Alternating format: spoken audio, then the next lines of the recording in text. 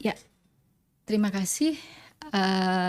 Kami merasa sangat terhormat atas kesempatan ini dan secara khusus kami juga mengucapkan terima kasih kepada para peneliti yang sudah menyajikan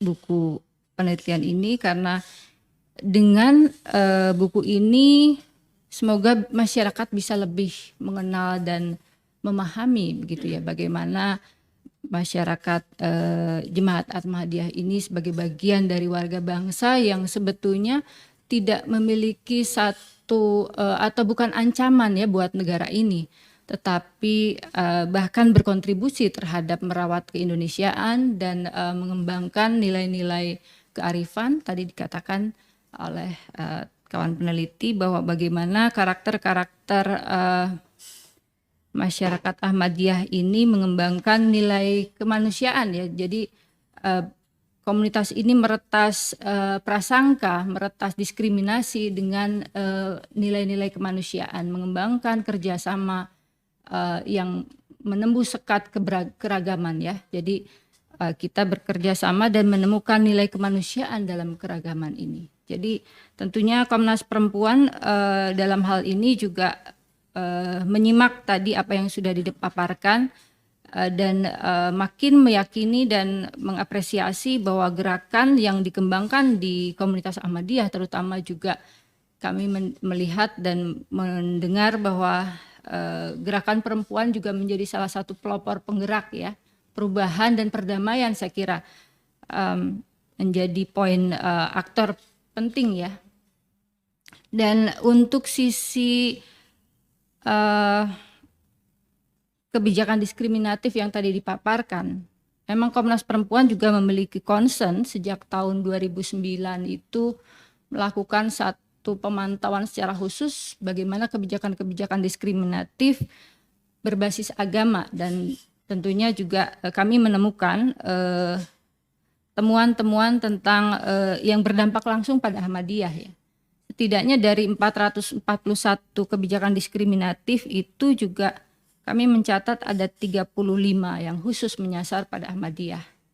Dan mengembangkan satu pedoman pengujian kebijakan diskriminatif ini juga bukan hal yang sederhana bagi lembaga HAM seperti kami, karena memang resisten dari berbagai kementerian dan lembaga juga cukup tinggi ya. Jadi saya kira persoalan kebangsaan kita sekarang adalah bagaimana menemukan urgensi bahwa ini menjadi sebuah persoalan nasional, persoalan bangsa yang harus sama-sama kita terobos begitu ya, dengan sebuah upaya-upaya penyadaran bersama.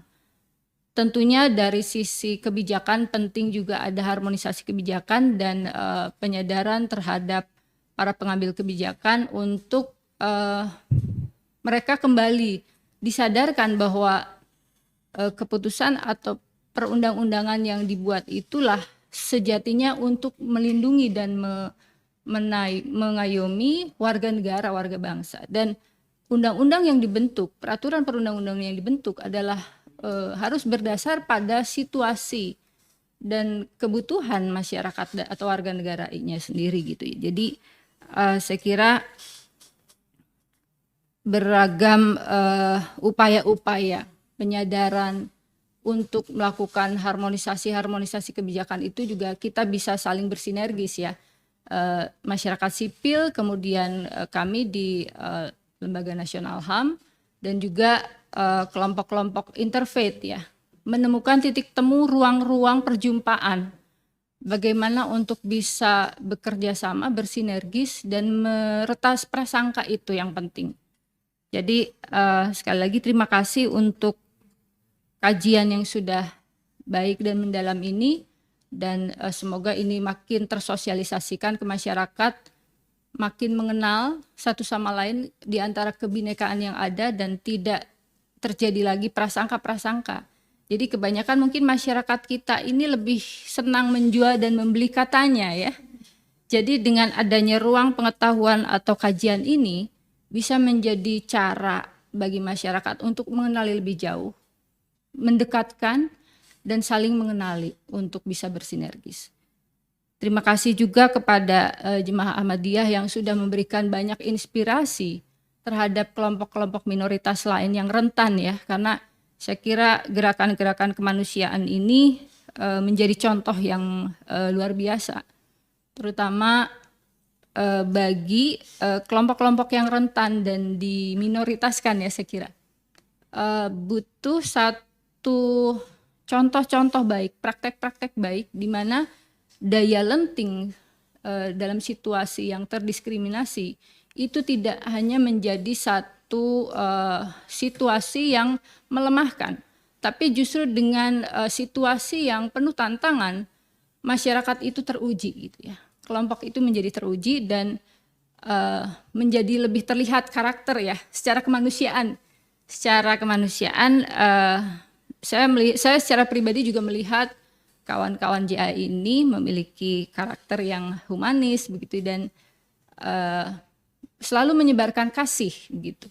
Dan itulah yang penting dalam proses kita berkehidupan sosial dan bernegara terutama.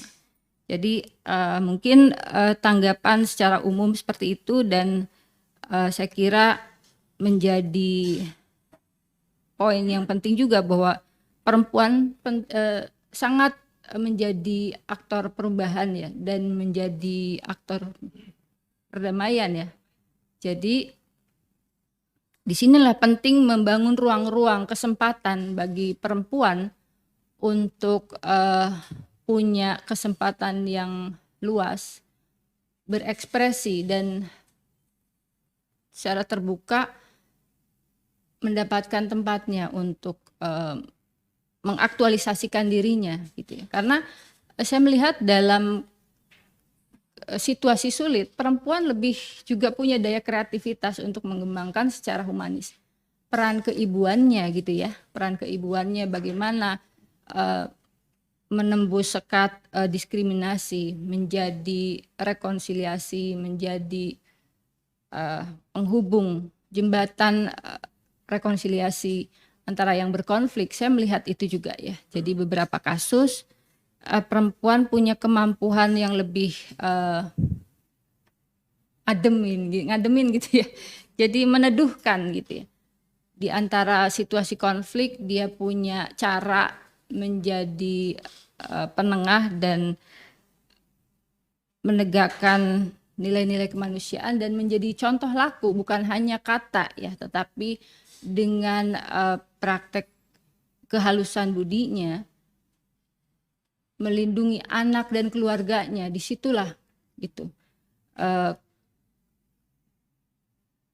kekerasan atau tembok yang setebal apapun, saya kira dengan kasih itu bisa diruntuhkan gitu. Dan Ahmadiyah sudah membuktikan segala karya nyata kemanusiaannya. Terima kasih.